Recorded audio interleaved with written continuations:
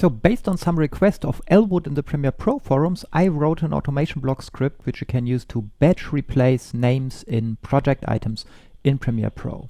So what you need for this is just a spreadsheet file. I've got it here in OpenOffice, but you can create it with any other spreadsheet application like Excel too, with a set of old names in the first column and a set of new names in the second one.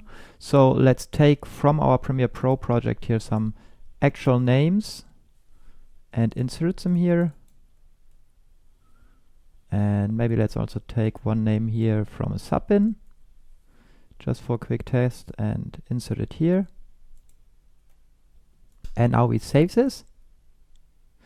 And we need to make sure that this is a CSV file, spreadsheet.csv in this case. Now our tool, our automation block script, it's actually a pretty compact code. It's just this here.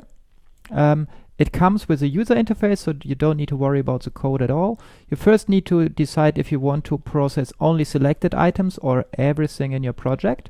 So if you only want to select stuff in a particular bin, for example, you could select it and then run it.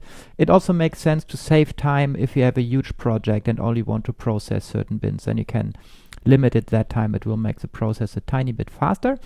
But we process all items here now. Then you've got this spreadsheet file. So you click here, open file, and now we choose the spreadsheet file that we just saved. And you can decide if you want to skip the first row. This makes sense if you have in the first row of your spreadsheet a header. But since our spreadsheet has no header line, so also here the first one should be something that we want to replace. Therefore, I uncheck skip first row such that the first row is also considered. If we now run the tool, and now you can see that the new names have been inserted here. One extra tip in the main block that you can see here, so here are just some comments and links, and here's the first block of the script. You can also filter, so if you do not want to rename bins, for example, then you can uncheck this here. Or other files, multicam sequences. If you only want to rename footage project items, you can uncheck all of this here if you want. Yeah, and that's all you need to know.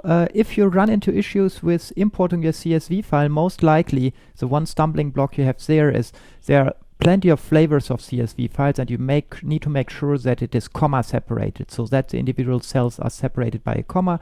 In your spreadsheet application, you can set this in the export settings. You find the script in the community library of automation blocks. I also put the link in the video description below. I hope you enjoyed this tutorial, and I'm looking forward to see you in the next one.